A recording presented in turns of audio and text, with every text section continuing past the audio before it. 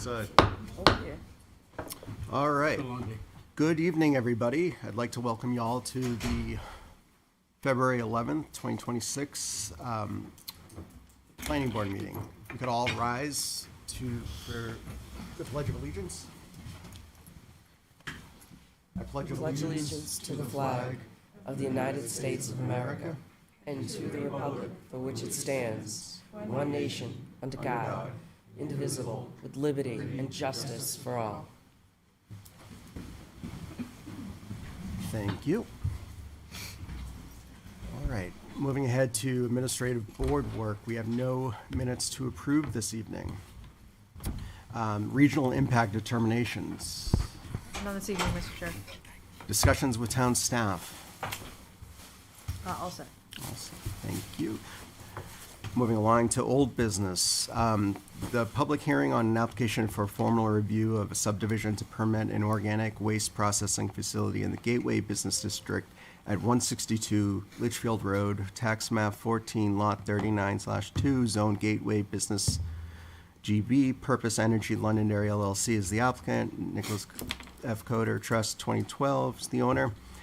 That was continued from January 14, 2026. The applicant has requested that this item is further continued to the March 11th, 2026 public or planning board meeting.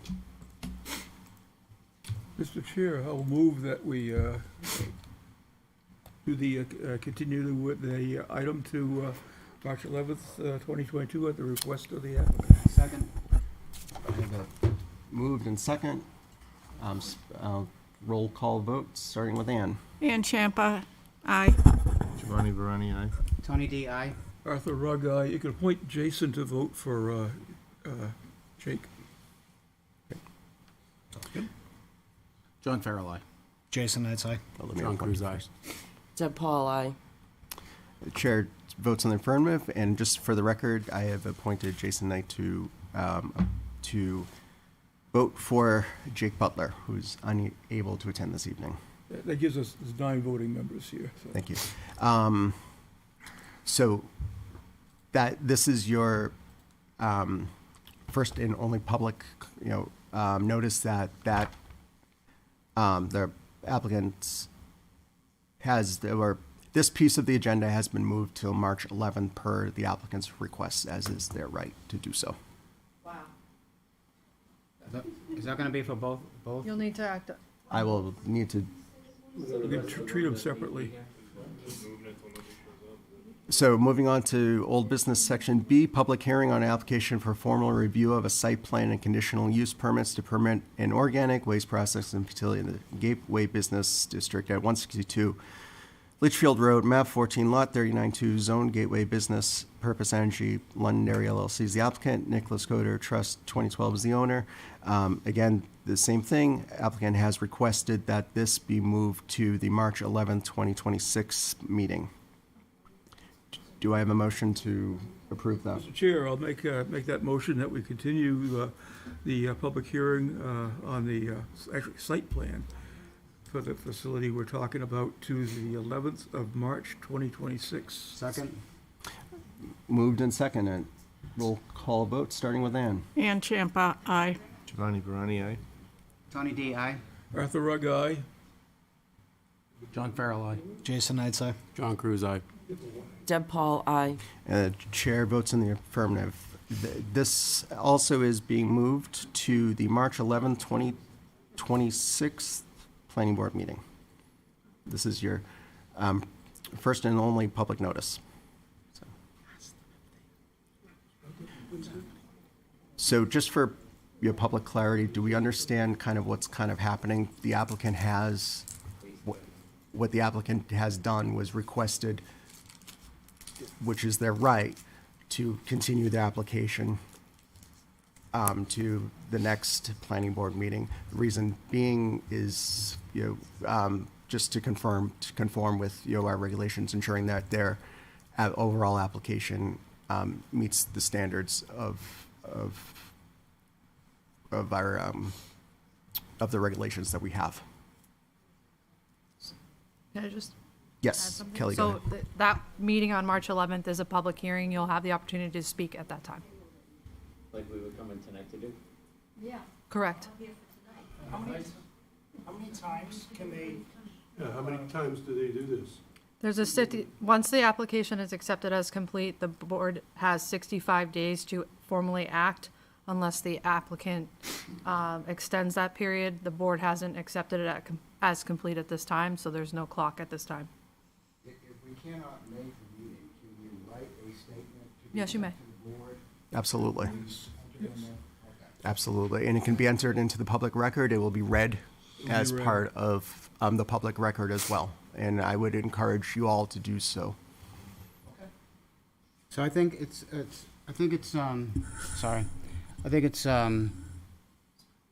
the process legally, according to the state of New Hampshire, is the process that we use. We don't have much variability at all, and I can tell you from a personal standpoint, I spent a couple of hours today on this project, studying it, looking at our codes, regulations, matching it with RSAs for New Hampshire or whatever, and didn't find out about this until I got here tonight at 6:30. So it's not just you that are surprised. I, for one, was surprised as well and had no idea, and it's how the process works. So here we are, and I guess I'll be very ready at the next meeting for when they come, so. We hope they are too, so. So thank you. I'll just say we appreciate what you guys are doing and taking our information hopefully to heart. And the only one of you that I actually know is Art from the bus. Many years ago. Yes. So you're the only person I've actually known. We've talked in the past about a lot of stuff, so. Yes. There's a procedure, our authority comes from New Hampshire statutes, RSA 672 to 678, that gives us the power, but it's all detailed of what can be done. But, of course, there's always court cases, the myriad of, case law from court cases. That's why we have a lawyer look at our stuff. And how do we submit something in writing if we can't attend a meeting for whatever reason? Send it to So- Kelly. Well, do you, You can send Kelly, it- you want to so, confirm that? On the town's website, if you go to the planning board page, you can email the entire board, there's a link. Or you can email my department, Planning and Economic Development, myself, or Kristen Farr, our town planner. But if you go to our webpage, you can just click the, Will we get a Like- confirmation of receipt so we know that we've gotten it? if you email me, you will, or my staff. The board, generally, the chairman will give you some type of response. But I can't speak for everyone and what they may or may not do. But I will confirm receipt of your email should you email me directly. Yep. Okay, all right. Yeah, so. And we will as well. Yeah, and just to clarify that, as individual members, if you send it to all of us, we're not allowed to respond unless the chairperson, who's not here tonight, says we can. So, because it should be a response from from the head of the organization, right? I'm not looking And so for- that's, So, yeah, let's just, yeah. I'm just looking for a confirmation that Sure. my statement was received. That's- Yep, and it'll go Agreed. into the record. Yep, Yeah, I just want to make sure if I can't make it to the meeting, that something will go into the Yep. record. absolutely. Thank you. Is there any document that shows what Purpose Energy is going to do, what their actual functioning process will be if they do put this plant in? I can't find it. that will be part of the public hearing that they'll present to us at that point. Yeah, so, right. And then I think that's also important to kind of note, as much as I love that that all of our planning board meetings are full like this, they're not. So with the public hearing, what we do is, the applicant comes in and they present the project. It was presented in January as well, so there's information there. But, the feedback that we provided in January, the expectation is that the applicant's going to come in and speak to that feedback. Thank you very much. Absolutely. I appreciate everyone for coming in. We have one more order of business that is just a workshop on our end, but if you feel free to kind of, depart at this time. Or stay. What kind of opposition do you need from Londonderry residents to kibosh the deal? So that is something that we can't, that's just, Kelly, why don't you take that one? So, I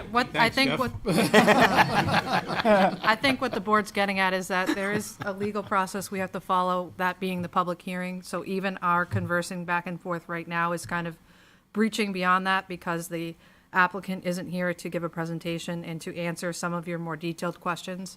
So my role here is to caution the board when they start to breach those things. So I will say that we're not going to answer any more questions right now from the public, because it's not a public hearing. But I am happy to answer any of your questions, and so is my staff, offline, either through email or phone, should you have any questions about the process or the application itself. We are the reviewers of the project. Myself, my staff, and the engineering department provide technical review comments, so we can likely answer your questions about those details, should you have any questions related to that before March 11th, or you can come to the meeting. Is there a way to get like a recording? Is like the meeting from January recorded or just the minutes? It's recorded. Just on the town website? It is on the YouTube, Londonderry New Watch all Hampshire these on Access, and YouTube. on the Cable Access Guys, website. let's stop. Thank you. Thank you all. All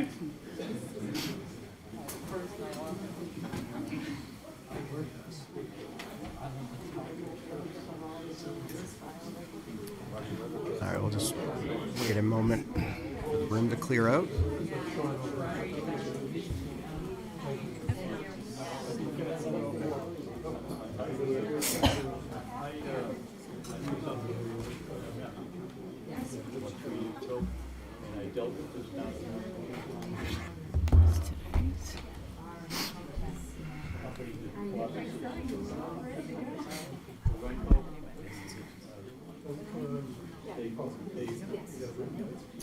So I guess. All right, so moving on to other,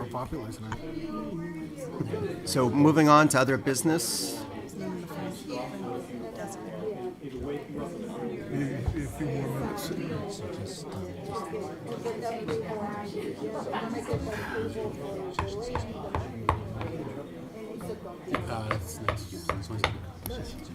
All right, I again appreciate everyone being here. If we could, we just have some more business to tend to this evening. So if you have any conversations, please bring it out to the hallway. I can't hear you. Might have to use your just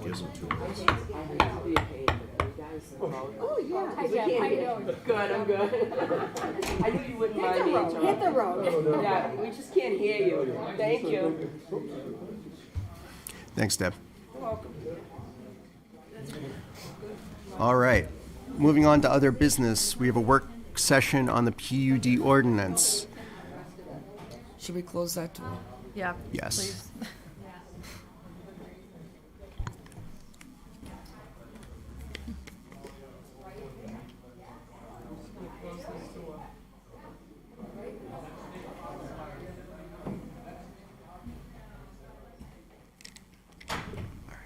Thank you.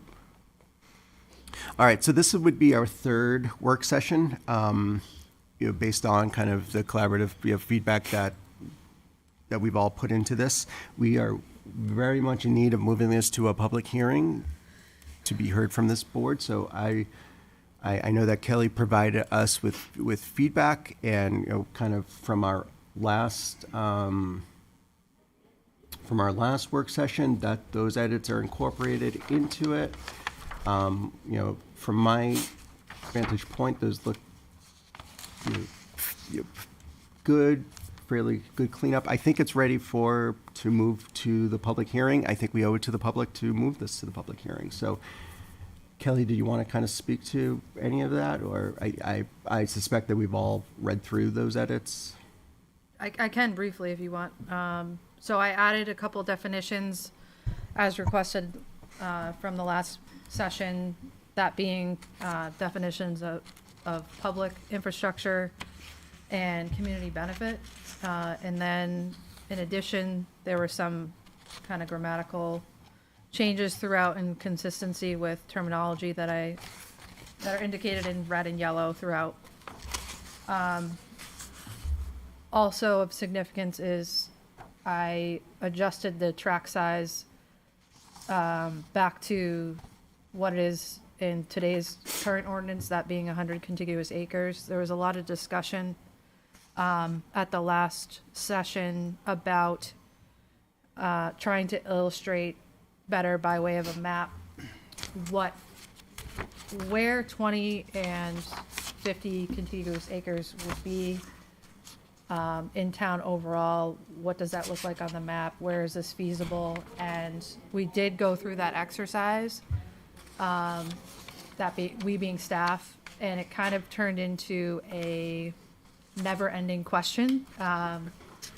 Because, for example, one of the points raised in that work session was, well, what if you have a piece of farmland that's mostly vacant, but there's a barn on it? Is that going to pop up when we populate the map, when we're searching vacant land? Is that going to be included? And the answer is no, because there's a structure on it. So it kind of led to a rabbit hole of, to what end do I stop demonstrating where contiguous acres are for 20 and 50 acres, and then can you merge these two lots because they're both vacant next to each other, and so on and so forth. I think you get my point.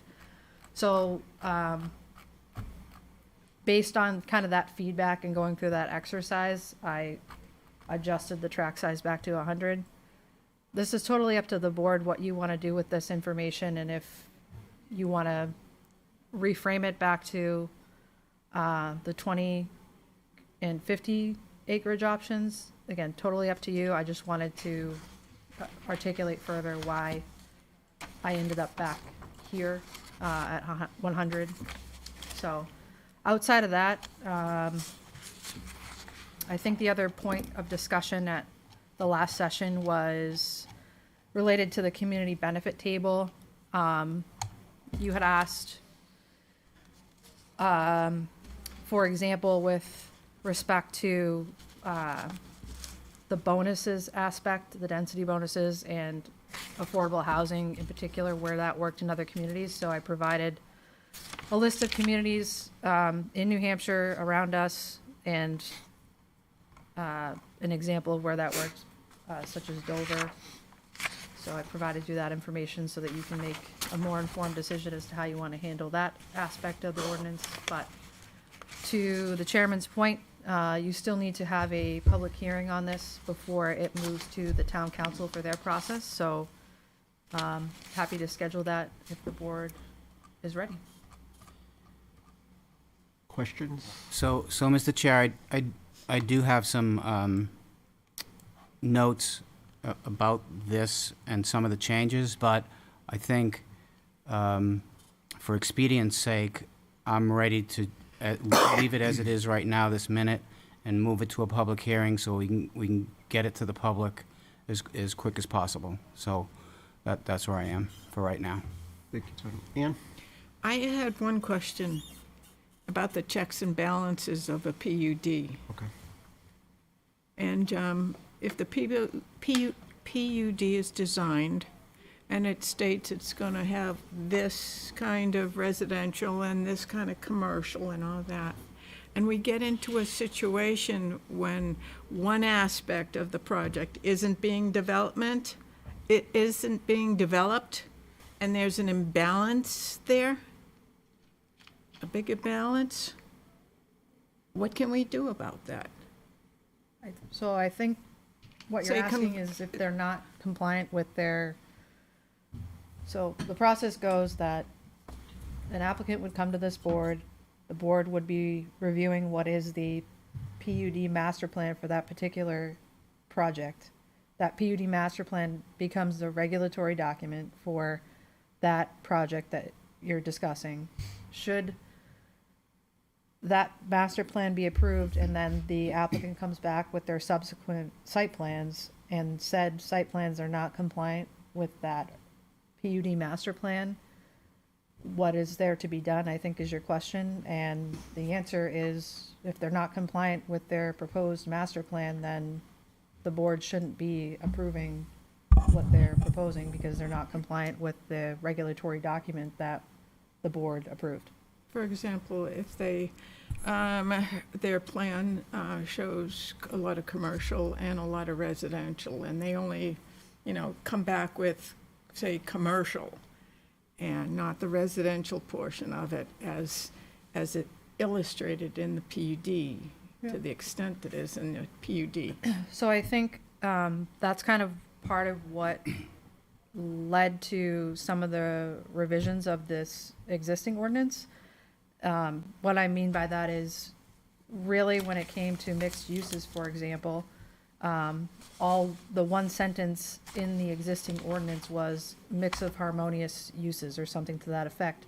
So what we've done, at least in my opinion, with these revisions, is tried to further define that. So in the instance that you're raising, Ann, if that comes up, we have a better means to actually articulate what the board's expectation is with regard to that. So the goal being that you would have a defined how much commercial, how much residential should be in this, versus just a more abstract, arbitrary sentence that we're supposed to try to interpret, and different board members are supposed to try and interpret. It's, in my mind, this amended ordinance is intended to clarify those things so that we don't have those issues. But like I said, if we do have an issue where someone is proposing a site plan that's not compliant with their approved PUD master plan, then the board should not be approving that subsequent site plan. It's not compliant with the regulatory document.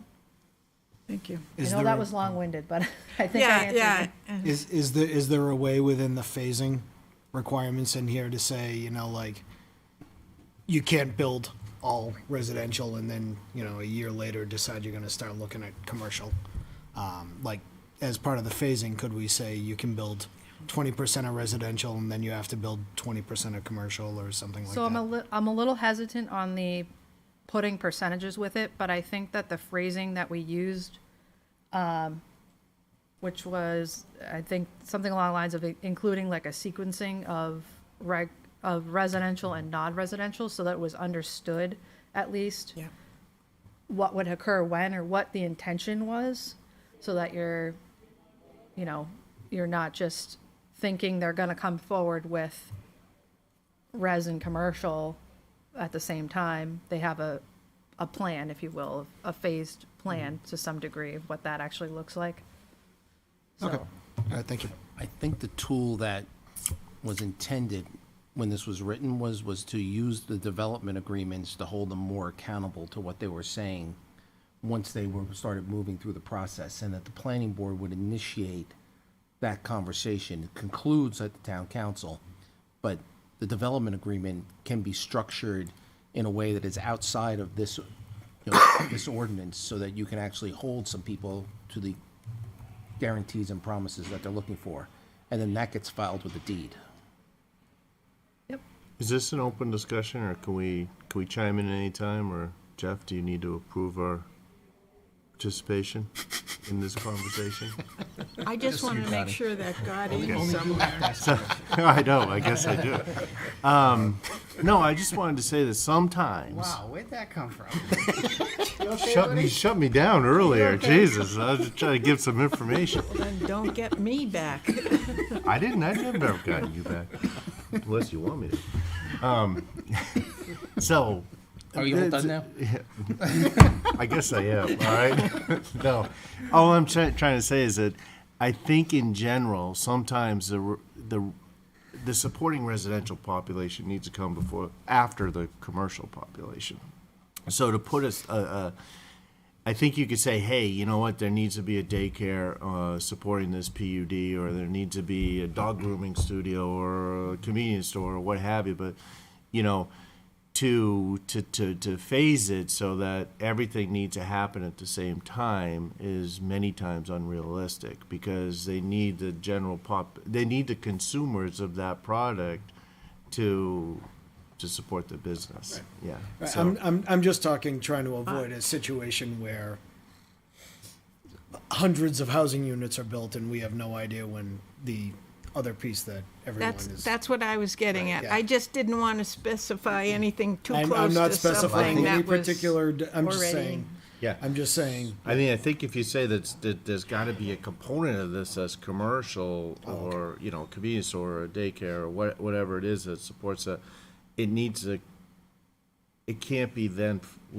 later on, it can't be changed to, well, we could never get it and Tony. it's gonna be residential. Thank you, Mr. Chair. You've been sitting next to me too long. You're getting cranky.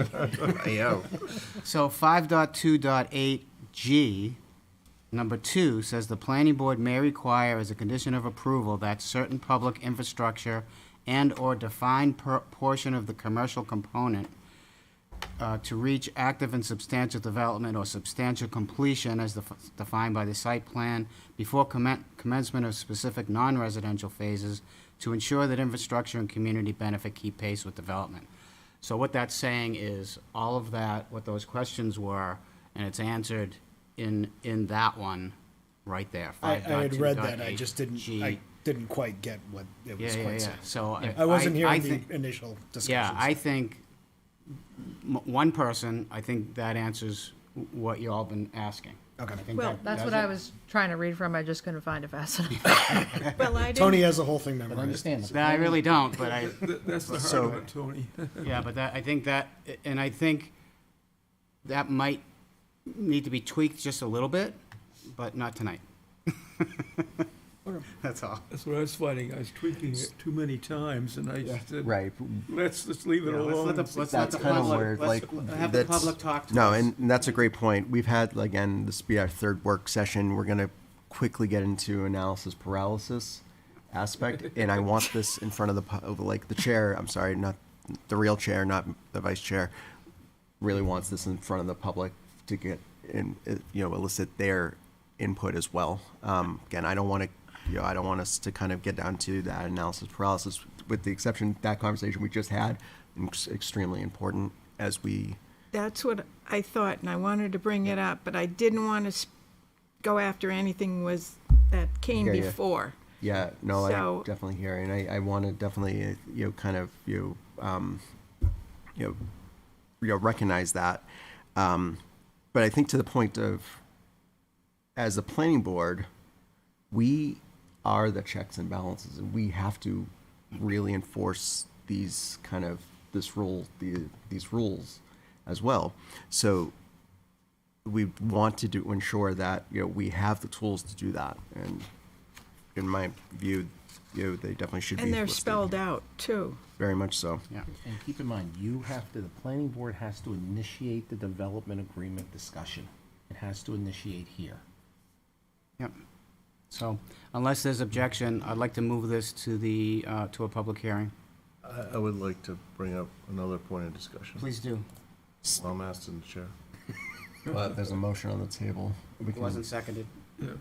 Are you- are you- Second for okay. discussion. I withdraw. Second for this. How about that? Second for Sounds- discussion. All right, let's, Okay. Second for discussion then. So, Are we voting on that? Not yet. yeah. Okay. Discussion. We're discussioning. So I'm gonna throw the, item on the table is, why did we move it from, the Southern New Hampshire Planning Board Commission came in and recommended, 20 acres for a PUD.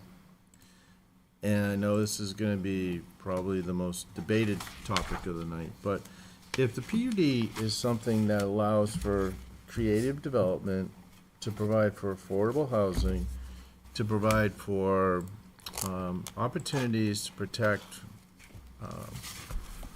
open space, environmental protection, sustainable growth, green building, et cetera, why are we keeping it at 100 acres? In the best scenario, this could be a solution to, I hear a lot of people saying, why can't we build more affordable housing? How do our kids stay in the town? How do we provide for areas that are, we conserve areas, contiguous conservative? This is a way you could do it.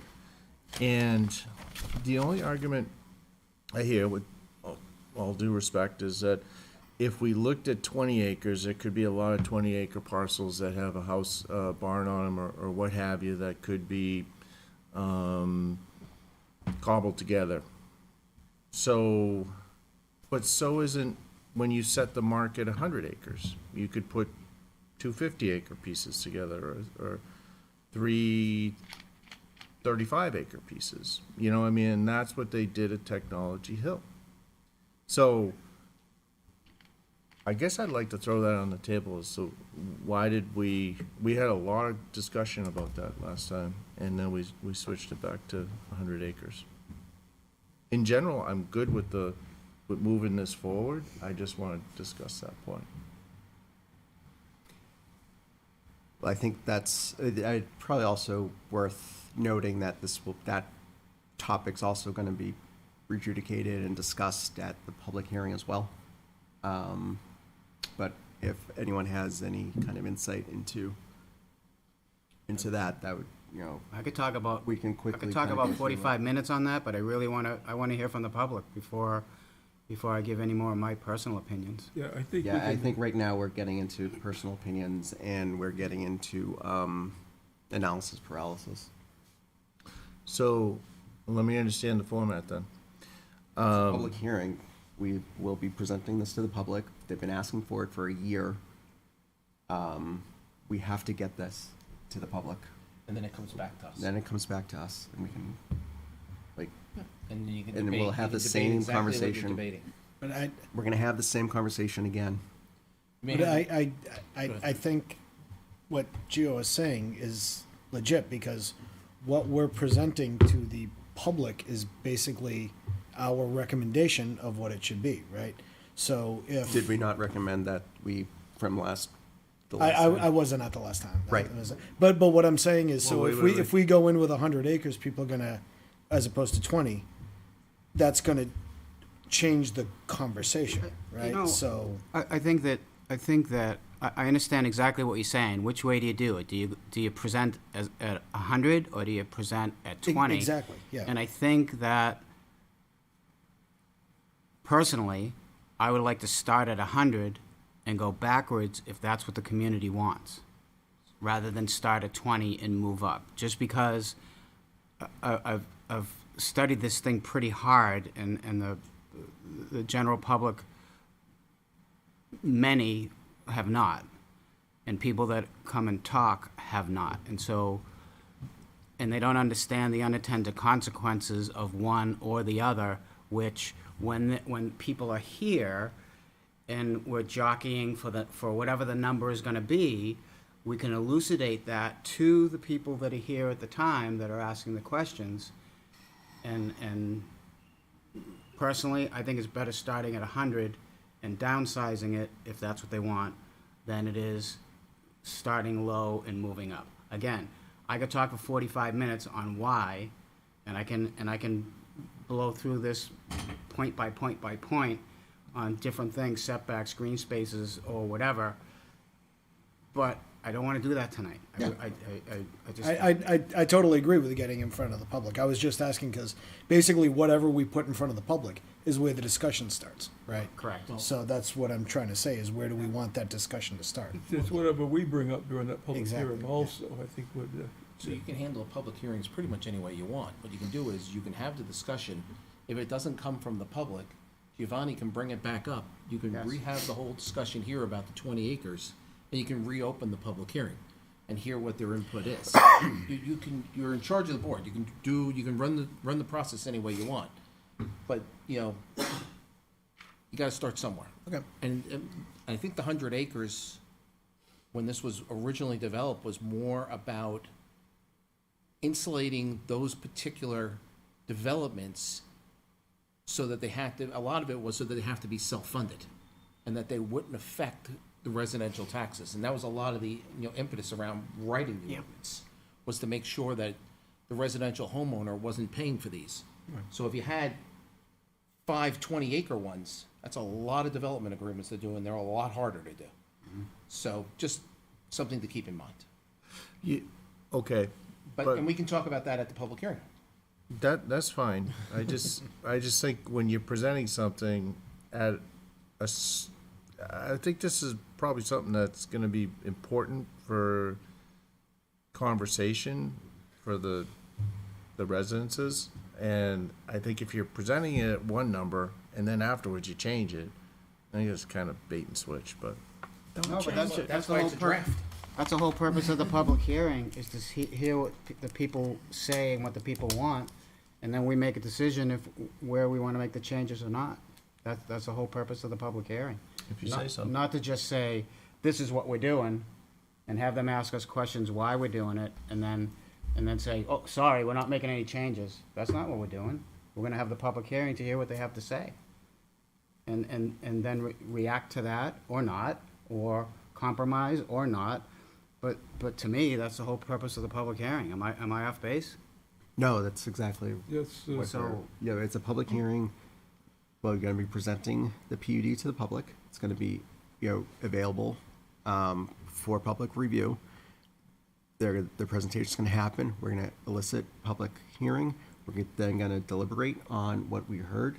And then at that point, we can either vote to adopt it or schedule another public hearing, gather more feedback. This is not just something that is going to be,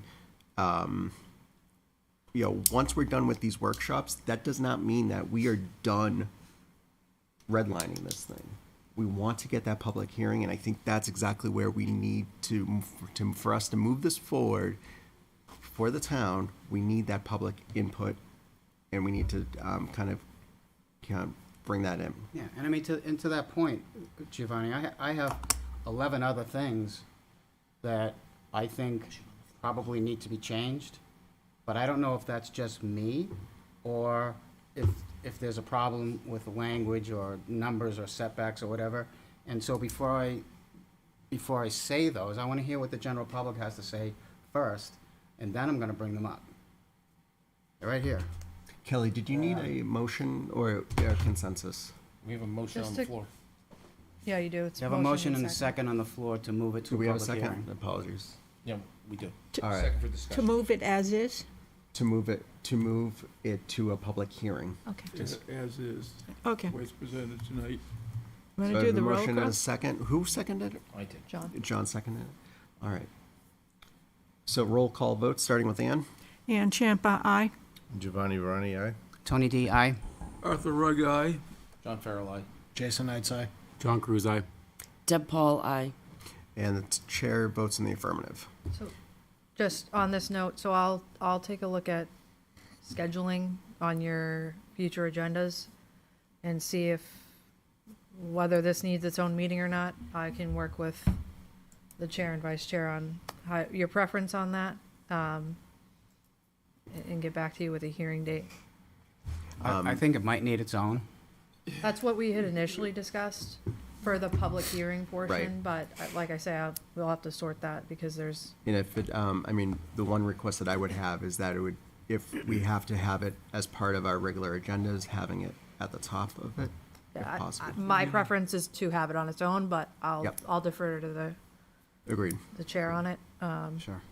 The real chair, not the vice chair. Yeah, whatever you guys work out, I'm fine with, but I think strongly, I think it should be a separate night, and probably not during the April vacation week, because I know you're probably going on vacation anyway. No, I'll be here working, like usual. All right. But you want maximum public input on this, so it's. So Kelly, thank you for Sure. that. More to Motion to come. adjourn. Motion to adjourn. Second. Second. All in favor? Just say aye. Aye. Aye. All opposed?